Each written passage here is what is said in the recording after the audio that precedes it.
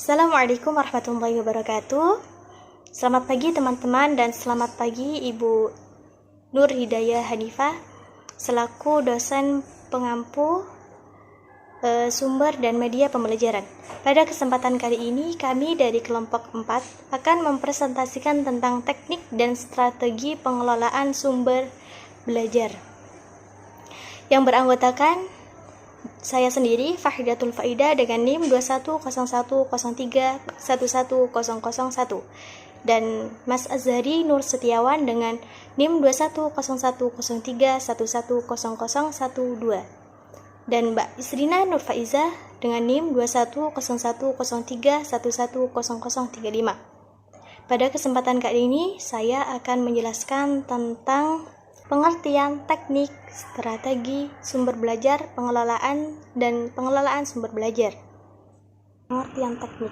Apa sih itu teknik? Teknik adalah seperangkat unsur yang dibuat dan disusun atas beberapa komponen yang saling terikat untuk mencapai sebuah tujuan atau hasil. Teknik tidak selalu berkaitan dengan hal yang rumit dan memusingkan. Kata teknik menurut Kamus Besar Bahasa Indonesia berarti pengetahuan dan kepandaian membuat sesuatu yang berkenaan dengan hasil yang dituju. Menurut Lee James Rafferty, teknis adalah prosedur logis dan rasional untuk merancang sesuatu rangkaian komponen yang berhubungan satu dengan yang lain untuk mencapai tujuan yang ditentukan. Sedangkan menurut Johann MC Panama, teknik adalah sebuah struktur yang tersusun dari fungsi-fungsi yang saling berhubungan, yang menjadi satu untuk mencapai suatu hasil. Jadi, struktur yang disusun dan dijadikan satu atas beberapa fungsi untuk mencapai tujuan. Sedangkan strategi yaitu suatu pola yang direncanakan dan diterapkan secara sengaja untuk melakukan kegiatan atau tindakan yang mencakup tujuan kegiatan. Siapa yang terlibat dalam kegiatan, isi kegiatan, proses kegiatan, dan sarana penunjang kegiatan. Pengertian strategi secara bahasa yakni siasat, kiat, trik atau cara. Sedangkan secara umum yakni suatu garis-garis besar pedoman untuk bertindak dalam usaha mencapai sasaran yang telah ditentukan.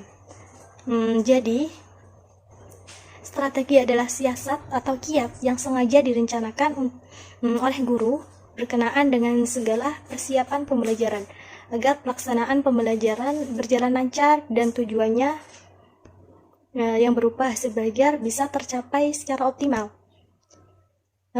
Menurut David, strategi pembelajaran yakni suatu perencanaan yang berisi tentang serangkaian kegiatan yang didesain untuk mencapai tujuan pendidikan. Jadi strategi ini yakni sesuatu yang direncanakan untuk mencapai sesuatu, untuk mencapai tujuan yang diinginkan. Yang selanjutnya yakni sumber belajar. Sumber belajar merupakan segala sesuatu yang berupa kumpulan bahan dan dapat dimanfaatkan dalam kepentingan proses belajar mengajar untuk memperoleh informasi dan pengalaman sehingga dapat mempermudah aktivitas belajar. Jadi semua hal yang bisa dimanfaatkan untuk sumber belajar, yang dimanfaatkan untuk materi, memudahkan penyampaian materi yang disampaikan antara pendidik ke peserta didik. Semua hal, entah itu lingkungan, teknologi, atau yang lainnya. Yang selanjutnya yakni pengertian pengelolaan.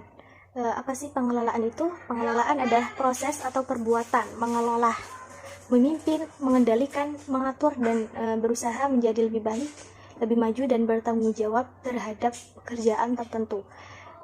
Jadi, pengelolaan ini bagaimana kita mengelola sesuatu hal agar menjadi lebih berguna, lebih bermanfaat, dan lebih efisien. Jadi, pengelolaan sumber belajar adalah merupakan sebuah cara untuk menata sebuah bahan ajar sehingga dapat disampaikan dengan mudah oleh pendidik kepada peserta didik.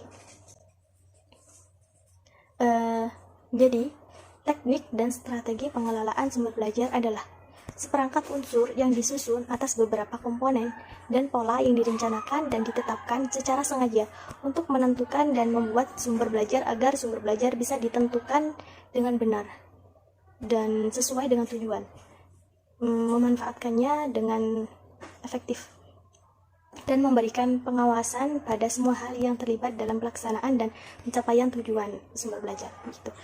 Bagaimana sih, apa saja langkah-langkah dan strategi penentuan sumber belajar yang akan disampaikan pada pemateri kedua? Baik, bismillahirrahmanirrahim. Saya akan melanjutkan materi selanjutnya, yaitu tentang teknik dan strategi pengelolaan sumber belajar. Sebelumnya, pengelolaan sumber belajar itu apa sih? Pengelolaan sumber belajar itu adalah kegiatan yang berkaitan dengan pengadaan, pengembangan atau produksi, pemanfaatan sumber belajar, terutama itu ada bahan dan alatnya, untuk kegiatan pendidikan dan pembelajaran. Lalu, teknik dan strategi pengelolaan sumber belajar ini meliputi yang pertama, yaitu learning by doing. Learning by doing itu adalah bagian dari cara atau proses seseorang dalam belajar.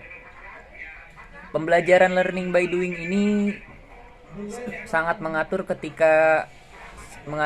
serta tempat secara spesifik untuk tiap kompetensi.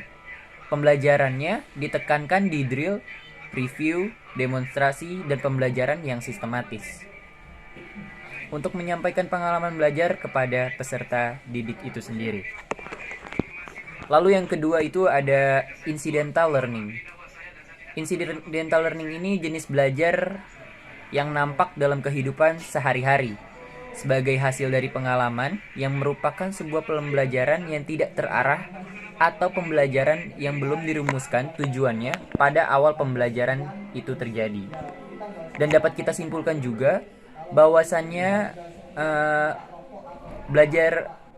incidental learning ini adalah sebuah konsep belajar yang memiliki pertentangan dengan anggapan bahwa dalam belajar harus memiliki arah dan tujuan. Lalu yang ketiga itu ada learning by reflection. Learning by reflection ini adalah proses mental yang menerapkan kegiatan pembelajaran dengan mengaktifkan siswa untuk menggunakan pemikiran yang kritis atau critical thinking. Hal ini dimaksudkan untuk dapat menguji informasi-informasi yang diperlukan, bertanya tentang kebenarannya, dan menyimpulkan berdasarkan ide-ide yang dihasilkan. Lalu yang keempat itu ada case-based learning. Case-based learning adalah penggunaan pendekatan berbasis kasus yang melibatkan siswa dalam diskusi dari situasi yang spesifik dan contohnya itu dari kejadian nyata di dunia. Metode ini tuh berpusat pada siswa dan melibatkan secara intens interaksi antara peserta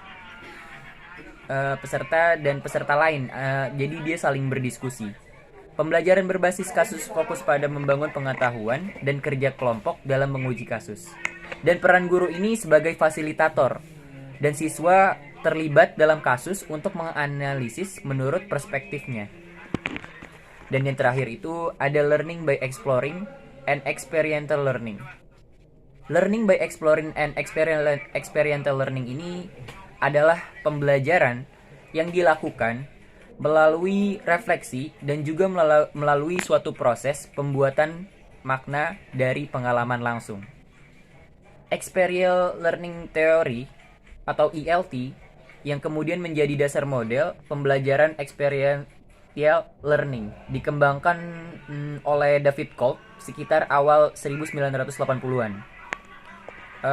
Model ini itu menekankan pada sebuah model pembelajaran yang holistik dalam proses belajar. Dalam experiential learning juga pengalaman mempunyai peran sentral dalam proses belajar. ELT dari teori-teori, dan ini adalah penekatan ini tuh yang membedakan ELT dari teori-teori belajar lainnya. Mungkin itu saja yang dapat saya sampaikan, kurang lebihnya mohon maaf. Terima kasih.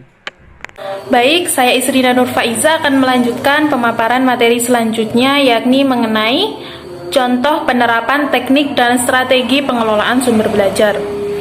Contoh yang diambil kali ini adalah sumber belajar lingkungan. Lingkungan sendiri menjadi salah satu sumber belajar yang amat penting dan memiliki nilai-nilai yang sangat berharga dalam rangka proses pembelajaran siswa. Lingkungan dapat memperkaya bahan dan kegiatan belajar. Lingkungan yang dapat dimanfaatkan sebagai sumber belajar terdiri dari lingkungan sosial dan lingkungan alam. Apa sih lingkungan sosial? Lingkungan sosial adalah semua orang atau manusia lain yang mempengaruhi kita.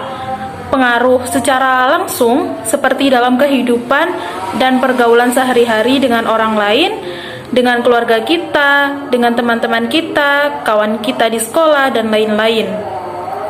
Sedangkan lingkungan alam dapat digunakan untuk mempelajari tentang gejala-gejala alam yang dapat menumbuhkan kesadaran peserta didik tentang apa itu cinta alam dan partisipasi dalam memelihara kelestarian alam.